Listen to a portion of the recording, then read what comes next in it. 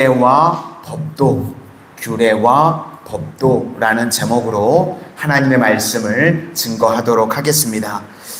전장 레위기 17장을 보시면 이제 생명이 충만한 인생을 살기 위해서는 중심이 있는 인생, 그리고 생명은 하나님께서 주시는 것이다, 이 말씀이었고, 오늘은 생명의 존재 방식입니다. 생명이 어떻게 시작되었는가, 이것을 하나님께서 우리에게 말씀해 주시고 있습니다. 오늘 본문의 내용은요, 두 가지 길이 있다는 것입니다. 세상 풍속을 따르는 길이 있고요, 또 하나는 하나님 말씀대로 사는 길이 있다. 이걸 오늘 본문의 규례와 법도라고 이야기하고 있습니다. 규례라는 것은 히브리어로요, 후카라고 합니다. 이 뜻은 새겼다라는 뜻입니다. 우리 마음판에 새기다, 그럴 때가 이제 후카, 그래서 기준의 말씀, 율법, 이런 내용입니다. 그리고 법도는요, 미슈파트인데요, 매뉴얼이라는 뜻입니다. 그래서 규례가 나오면 반드시 따라서 나오는 게 법도입니다. 그러니까 하나님께서 주시는 말씀, 율법이 있으면 그것을 어떻게 살아야 되는지 매뉴얼이 있겠죠. 그래서 규례, 그러면 법도, 이게 항상 같이 나옵니다. 그래서 우리가 하나님의 말씀을 들으면 그 말씀대로 살아야 된다, 이 말씀입니다. 지금 하나님의 규례와 법도가 있고요, 세상 풍습이 있습니다. 이제까지 살아왔던 애굽의 풍습들이 있었겠죠. 그리고 이제 하나님께서 약속하실 땅 가나안에 들어가면요, 가나안도 빈 곳이 아니죠. 그들이 원래 살고 있었던 가나안의 토착민들이 있죠. 그러니까 애굽의 풍습도 버려야 되고, 이제 하나님께서 약속하신 땅에 들어가게 되면 가나안에 살고 있는 가나안의 풍습도 버려야 된다. 하나님의 규례와 법도대로 살아야 된다, 이 말씀을 하고 계시는 것입니다. 그런 의미에서 광야를 우리가 뭐라고 정의 내릴 수 있는가? 광야는요, 단절과 준비의 시간이다 라고 할 수 있습니다. 출애굽했던 200만 명의 백성들이요, 다 어디 출신입니까? 애굽이죠. 그러니까 그들은 고향이 애굽입니다. 그러니까 애굽에 있는 그 상태 그대로 오면 안 되겠죠. 그래서 하나님께서는요, 단절이 필요했던 겁니다. 이스라엘 백성들이 애굽에 살던 대로 그대로 세상 풍습대로 살면 안 되기 때문에 그들에게 하나님의 규례와 법도대로 살 수 있도록 단절, 그리고 준비의 시간을 주셨다는 것입니다. 때로는 우리 인생 가운데도요, 하나님께서 단절에 또 준비의 시간을 주실 때가 있습니다. 세상대로 사는 것이 아니라 거룩하게 구별되어져서 규례와 법도대로, 하나님 말씀대로 하나님의 자녀들이 살기 위해서 그렇다는 것입니다. 그래서 이 애굽의 풍습, 또 장차 들어갈 가나안의 풍습을 다 깨고 하나님께서 원하시는 법도와 규례대로 우리가 살아가기를 원하신다. 거룩한 백성이 되기를 원하신다. 그래서 광야의 시간이 필요하다는 겁니다. 우리는 원치 않을 수도 있지만 광야를 통해서 우리가 세상과 단절되어지고 또 하나님의 말씀을 담을 수 있는 그릇으로 준비되어지기를 원하신다는 겁니다. 우리 3절부터 5절까지 한번 보시도록 하겠습니다. 3절부터 5절입니다. 시작. 너희는 너희가 거주하던 애굽 땅의 풍속을 따르지 말며 내가 너희를 인도할 가나안 땅의 풍속과 규례도 행하지 말고 너희는 내 법도를 따르며 내 규례를 지켜 그대로 행하라. 나는 너희의 하나님 여호와이니라. 너희는 내 규례와 법도를 지키라. 사람이 이를 행하면 그로 말미암아 살리라. 나는 여호와이니라. 그러면서 이제 세부적인 내용이 무엇인가 6절부터 18절까지 나오는데요, 근친상간하지 말라는 것입니다. 이거 뭐 당연한 것 아니냐 이럴 수 있지만요, 이거 어려서부터 아이들에게도 철저히 가르쳐야 된다는 겁니다. 우리가 생각하기엔 너무 당연한 것 같은데요, 워낙 이 세상이 죄악된 세상이다 보니까요, 믿음의 부모님들이 제대로 가르치지 않으면요, 세상 풍습이 어느 순간 우리 자녀 세대에게요, 그냥 아무렇지 않게 들어갈 수 있다는 겁니다. 그래서 제가 어렸을 때만 해도요, 뭐 동성애라는 말 저는 잘 들어본 적도 없었던 것 같거든요. 그런데 요즘은요, 얼마나 세상이 악해졌는지 개인 인권이랍니다. 성적 취향이랍니다. 성경은요, 이거 죄라고 말하고 있습니다. 이거 뭐 개인 취향도 아니고요, 인권도 아니고요. 성경에서는 명확하게 말씀하고 있습니다. 죄라는 겁니다. 그런데 유럽에서는요, 목회자들이요, 동성애 죄라고 말하면요, 법으로 겁니다. 아직까지는 우리나라는 그래도 목회자가 살만한 세상이라 동성애가 죄라고 말할 수 있는데, 유럽 같은 경우는 실제로 목회자가 강대상에서 성경에서 죄라고 말했습니다. 그러면 그거 녹음해가지고요, 법정에까지 가는 일들이 벌어지고 있는 세상이 되어 버렸습니다. 성경에서 죄다 그러면 죄인 걸 믿으시기를 바랍니다. 이거 취향도 아니고요, 인권도 아닙니다. 오늘 하나님께서 죄다 그러면 죄라는 것입니다. 우리가 본문을 읽어보면요, 오늘 참 아침 일찍부터 회개망측하다 할지 모르겠지만 이게요, 그 당시에 실제로 다 있었던 일입니다. 그래서 이런 것들 세상 풍속이고 하나님의 자녀들 이런 거 따라가면 안 된다, 이 말씀을 우리에게 주시고 계시는 것입니다. 두 번째 내용은요, 가나안의 풍속을 경계하는 것인데요, 세부적으로 보면 한 5가지 정도가 나오는 것 같습니다. 첫 번째는 생리하는 여성을 보호하는 것입니다. 우리가 정결법에서도 살폈었는데요, 여자가 생리를 하게 되면 7일 동안 부정하다, 이것은 하나님께서 여자 성도님들을 보호해 주시는 것이라고 말씀을 드렸었습니다. 그런데 가나안은요, 이런 기준 자체가 없는 겁니다. 그러니까 여자들의 몸이 정상 컨디션이 아닐 때 일상에서 보호해 주는 법이다, 이렇게 생각할 수가 있겠고요. 두 번째는 이웃의 아내를 건들지 말라. 뭐 이거 너무나도 당연하죠. 외도 금지.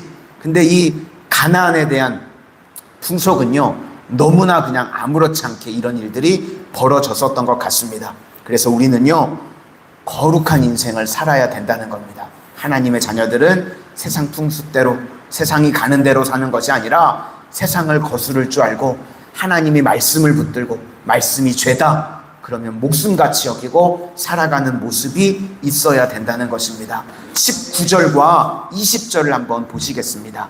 19절과 20절입니다. 시작. 너는 여인이 월경으로 불경한 동안에 그에게 가까이하여 그의 하체를 범하지 말지니라. 너는 내 이웃의 아내와 동침하여 설정함으로 그 여자와 함께 자기를 더럽히지 말지니라. 그리고 이제 세 번째는요, 몰렉제사 금지입니다.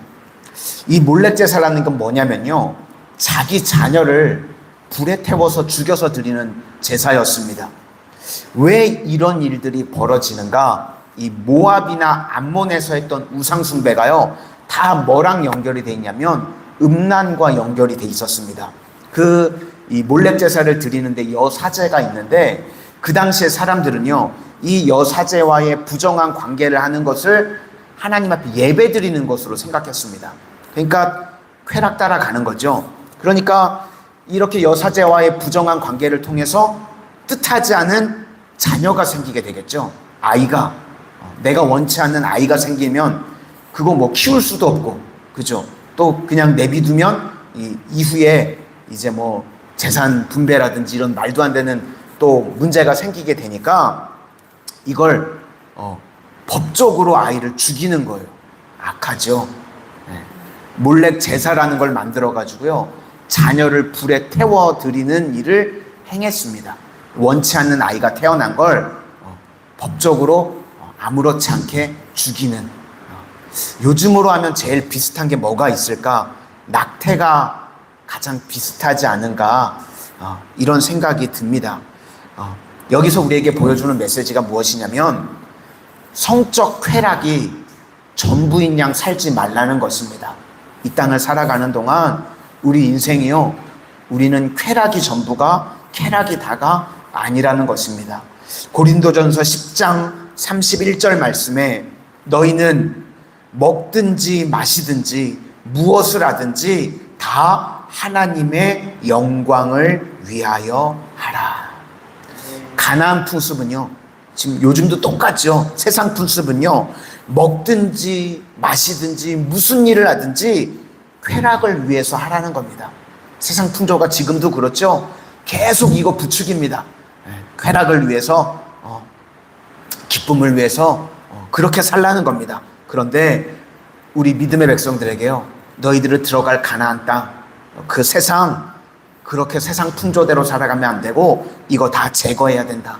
그 말씀을 우리에게 하시는 겁니다. 21절을 한번 보시도록 하겠습니다. 21절입니다. 시작. 너는 결단코 자녀를 몰렉에게 주어 불로 통과하게 하므로 내 하나님의 이름을 욕되게 하지 말라. 나는 여호와이니라. 그리고 이제 네 번째와 다섯 번째는요, 동성애하지 말라. 그리고 수관, 동물과 교합하지 말라. 성경에서 동성애하지 말라 명확하게 말씀하셨죠. 그럼 우리가 무슨 딴소리가 필요하겠습니까?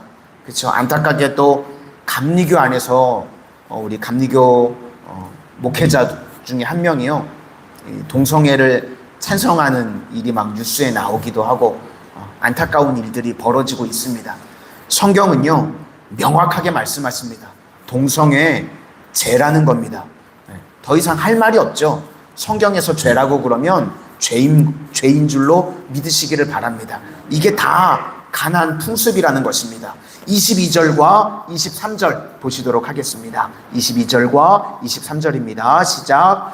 너는 여자와 동침함 같이 남자와 동침하지 말라. 이는 가증한 일이니라. 너는 짐승과 교합하여 자기를 더럽히지 말며 여자는 짐승 앞에 서서 그것과 교접하지 말라. 이는 문란한 일이니라.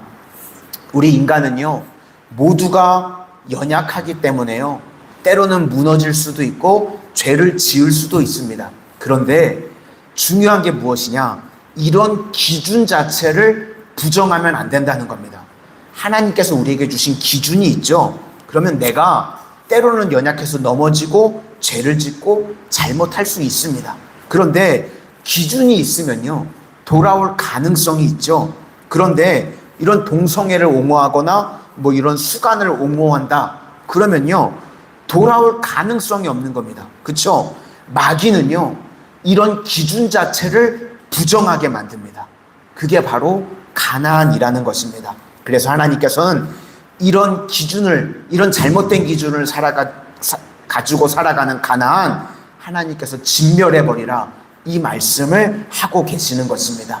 마지막 결론은 이런 더러운 자들, 오늘 본문이 뭐라고 말씀하시냐면 땅이 토한다고 말씀하고 있습니다.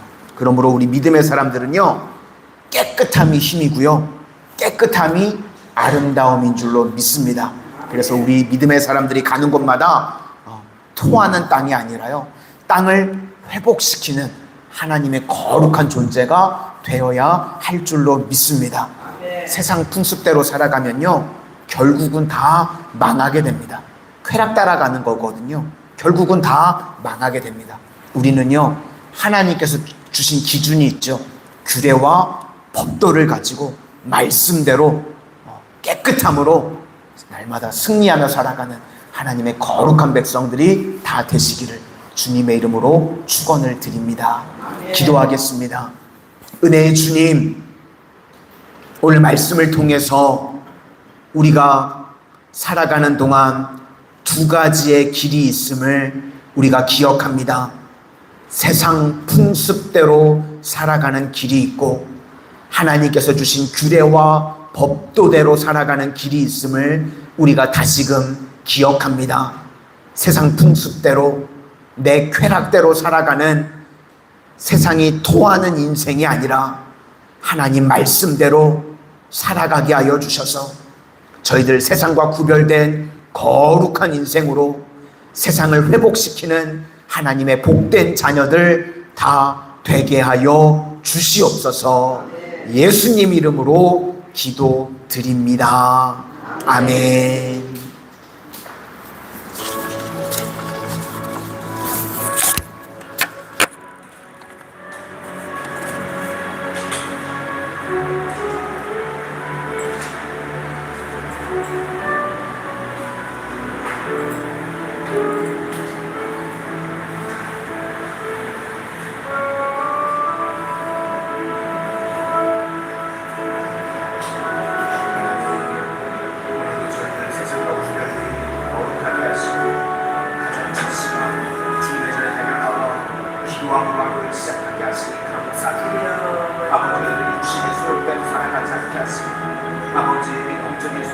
살아가시고 인도하여 주시기 감사합니다. 아버지 이 땅을 살아가는 주시의 생각대로 세상 큰 순대로 살아가는 허황된 인생들 되지 않게 하시고 오직 하나님 말씀대로 살아갈 줄 아는 구별된 거룩한 하나님의 자녀들 다 되게 하여 주시옵소서. 이 땅을 하나님 구별된 하나님의 자녀들로 깨끗함으로 살아내게 하소서. 아버지 이 약한 세상 가운데 세상을 회복시키는 이 땅을 회복시키는 하나님의 자녀들로 하나님께서 원하시는 생명전으로 살아갈 수 있도록 은혜 도와여 주시옵소서. 하나님의 말씀이라고 하면 그 말씀대로 살아갈 줄 알게 하여 주시고 아버지 그 기준을 가지고 아버지 살아갈 줄 아는 하나님의 흑된 자녀들 다 되게 하여 주시옵소서.